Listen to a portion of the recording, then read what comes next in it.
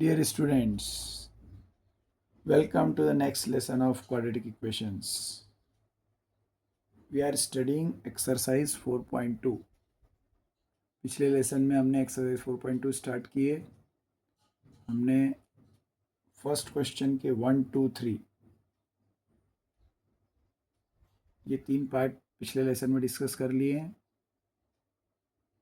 इस एक्सरसाइज में हमको सीखना है solution of a quadratic equation by factorization method. We split the middle term in 2 parts. हम मिडिल टर्म को 2 पार्ट में स्प्लिट करके फिर कॉमन लेके हम इसको फैक्टराइज करते हैं, same as in the case of a quadratic polynomial. Let's start next part 4 of question 1. It is 2x square minus x plus 1/8 equal to 0. इस टाइप की इक्वेशन में जहाँ पर a, b या c में से कोई भी एक फ्रैक्शन में हो, this is a equal to 2, b equal to -1 and c equal to 1/8.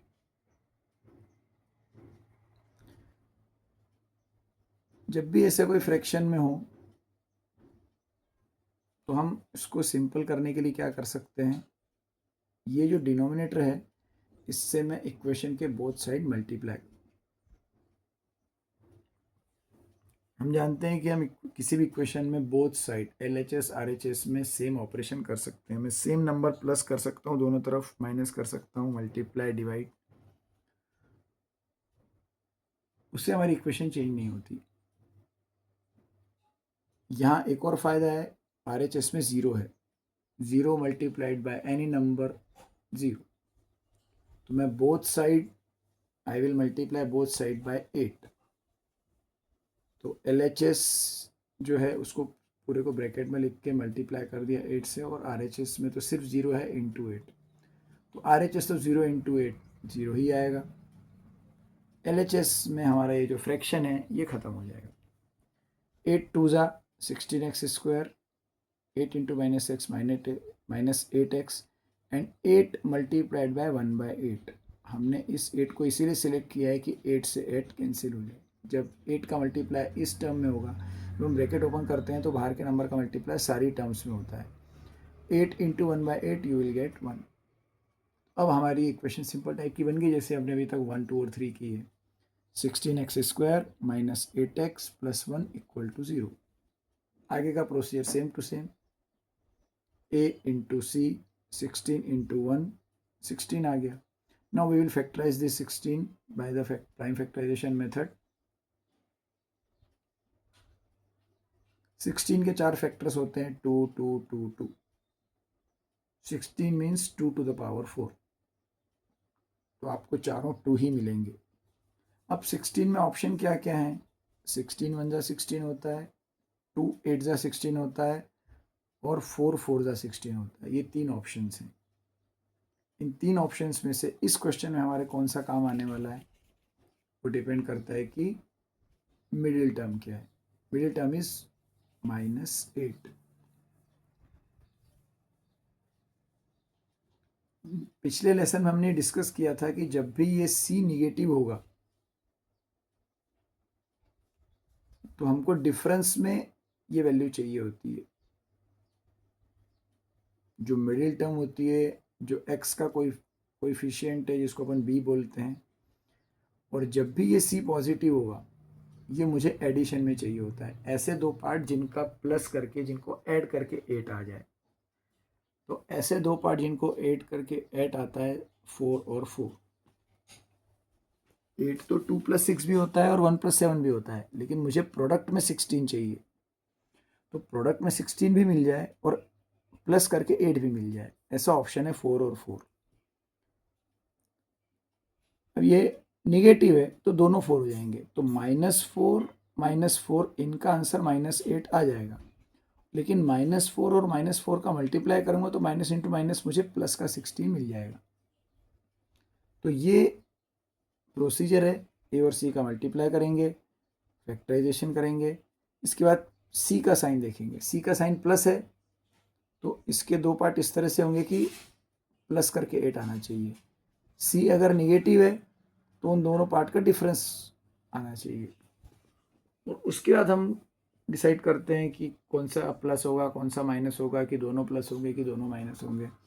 यहाँ -8 है तो दोनों माइनस हो गए। तो ये दो पार्ट हो गए, 16x² -4x +1 = 0। इन दोनों में फिर से अपन देखेंगे तो यहाँ 4 है और यहाँ 16 है। 4 की टेबल में 16 आता है, तो दोनों में से एक 4 लिया जा सकता है कॉमन। यहाँ पर x पे स्क्वायर है, यहाँ पर x की सिंगल पावर है, तो एक सिंगल x भी कॉमन लिया जा सकता है। तो कॉमन आ गया 4x, यहाँ से बचा 4x - 1।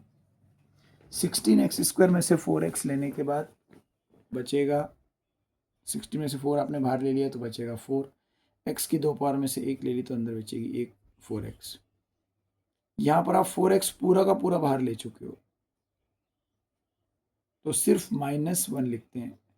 अगर कोई टर्म पूरी की पूरी कॉमन जा चुकी है बाहर तो हम ब्रैकेट में 1 लिखते हैं, साइन प्लस या माइनस जो भी होगा। फिर से यहाँ पर -4x और 1, तो 4x और 1 में कुछ भी कॉमन नहीं है। इसमें x है, यहाँ पर नहीं है, यहाँ 4 है, यहाँ कुछ भी नहीं है, 1 ही है।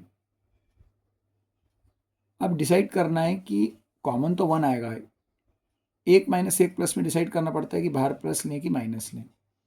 हमको ब्रैकेट के अंदर 4x माइनस, हमने डिस्कस किया कि ये दोनों ब्रैकेट के अंदर की क्वांटिटी सेम होनी चाहिए।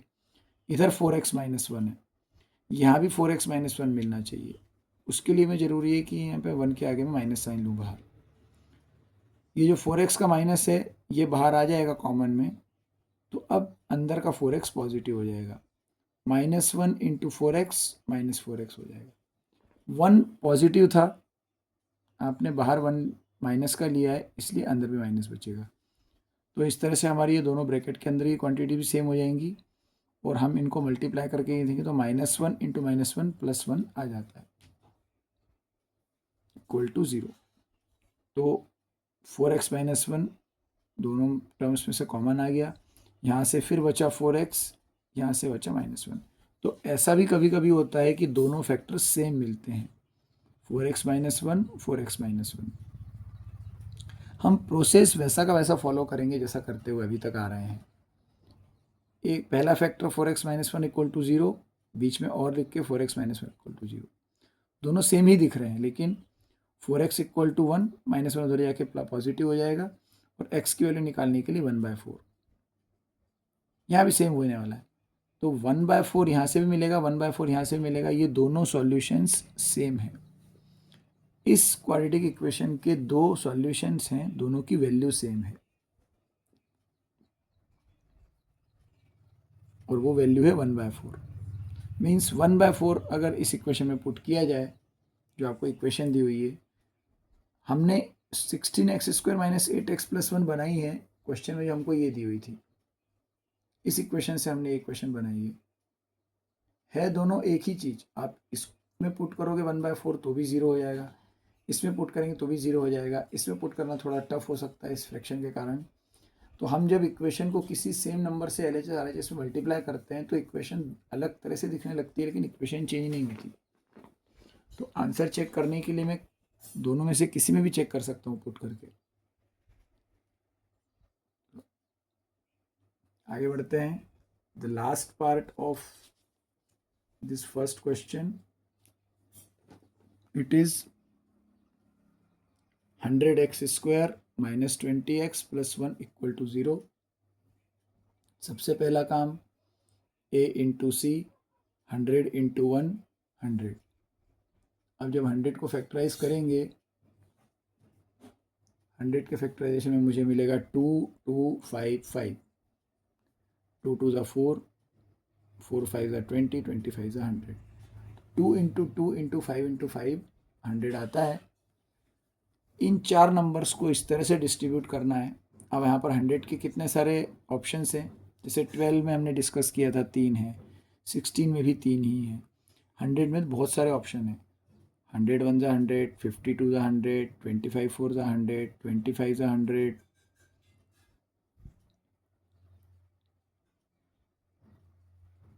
यहाँ पर अब क्या करना है, हम देखेंगे मिडिल टर्म क्या है 20, सी का साइन है पॉजिटिव, मतलब मुझे इस तरह से स्प्लिट करना है कि दोनों नंबर को प्लस करके या दोनों नंबर को ऐड करके 20 आना चाहिए और उनका प्रोडक्ट 100 आना चाहिए। तो ऐसे नंबर 10 और 10 हो सकते हैं, 10 + 10 20 और 10 10 जा 100।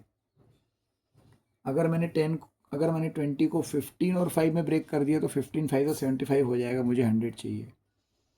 अगर मैंने 20 को 12 और 8 में ब्रेक कर दिया तो 12 8 जा 96 हो जाएगा। तो सिर्फ और सिर्फ एक ही ऑप्शन होता है, जितने पॉसिबल ऑप्शन हैं उनमें से एक ही ऑप्शन ऐसा होता है जिसमें आपको प्रोडक्ट वो मिलता है जो ए और सी से आ रहा है। तो 20 के दो पार्ट कई तरह से किए जा सकते हैं, सिर्फ एक ही ऐसा होगा जिसमें आपको प्रोडक्ट ये मिलेगा। सिमिलरली 100 प्रोडक्ट कई तरह से मिल सकता है। आप 50 टू द 100 लिख दोगे, अगर 50 टू द 100 हम कैलकुलेट कर लेंगे तो 50 और 2 मिला के कभी 20 नहीं हो सकता। तो हम 20 को 50 और 2 तो लिख भी नहीं सकते, हो तो वैसे भी गलत हो जाएगा। 20 can not be return as 50 and 50 + 2 और 25 एंड 4। तो पहली चीज सी का साइन देख के ये डिसाइड करना है कि ये नंबर एडिशन में चाहिए। फिर हम ऐसे दो पार्ट ढूंढ लेंगे जिनसे प्रोडक्ट 100 आता हो। दूसरी चीज, ये टर्म अगर निगेटिव है मिडिल वाली टर्म तो ये दोनों पार्ट माइनस के रहेंगे। ये टर्म जब पॉजिटिव दिखेगी तो ये दोनों पार्ट प्लस के रहेंगे। तो -10x -10x -20x आ जाएगा। और जब आप -10 का -10 में मल्टीप्लाई करोगे तो प्लस का 100 भी आ जाएगा। तो क्वेश्चन नंबर 4 और 5 ऑलमोस्ट सेम है, सिर्फ उसमें फोर्थ वाले में फ्रैक्शन दिया था जिसको हमको कन्वर्ट करना पड़ा सिंपल टाइप की इक्वेशन में, इजी इक्वेशन में। 100x² और 10x में से कॉमन आएगा 10x, यहाँ से बचेगा 10x -1 और इन दोनों में से भी कॉमन आएगा -1, यहाँ से बचेगा 10x -1 = 0। 10x -1 कॉमन ले लिया, यहाँ से भी बचेगा 10x -1। तो फोर्थ में भी दोनों पार्ट सेम मिले थे 4x -1, यहाँ भी दोनों पार्ट सेम मिले 10x -1। 10x -1 = 0 और 10x -1 = 0। यहाँ से मुझे मिला 10x = 1 और x = 1/10। So there are two solutions of this equation and both the solutions are equal. दोनों की वैल्यू 1/10 है। 1/10 इस इक्वेशन में पुट किया जाए तो ये सॉल्व करके 0 आ जाएगा। तो फर्स्ट क्वेश्चन में 5 पार्ट थे, सब में थोड़ा थोड़ा कुछ अलग था। हमने उसका प्रोसेस सीखा, ए और सी का मल्टीप्लाई करना, फिर उस नंबर को फैक्टराइज करना, फिर उसमें से ऑप्शन ढूंढना कि किस तरह से किया जाए। तो हमने एक 2 और एक 5 का पेयर बनाया, 2 5 जा 10, और दूसरे 2 5 का पेयर बनाया, ये भी 10। 10 × 10 100। अगर आप इन दोनों को एक साथ लोगे तो 4, और 5 और 5 को एक साथ लोगे तो 25। 4 × 25 भी 100 होता है, लेकिन 4 × 25 मुझे अभी इस क्वेश्चन में काम नहीं आएगा। वो तब काम आएगा जब मिडिल टर्म होगी 29x।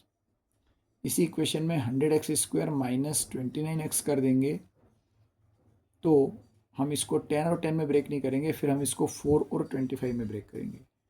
फिर हमारे फैक्टर्स हो जाएंगे, फैक्टर्स कुछ अलग बनेंगे, आंसर कुछ अलग आएगा। इस इक्वेशन का आंसर 1/10 है और दोनों सेम है। उस इक्वेशन में हो सकता है कि दोनों अलग अलग हों। तो इस लेसन में नहीं, इस एक्सरसाइज के बाकी के क्वेश्चंस, इस एक्सरसाइज में टोटल 6 क्वेश्चंस हैं। आगे के क्वेश्चंस हम नेक्स्ट लेसन में डिस्कस करेंगे। आई होप कि इक्वेशन को स्प्लिट द मिडिल टर्म से सॉल्व करना आप लोगों को समझ में आ गया होगा और आप इसकी प्रैक्टिस और करिए।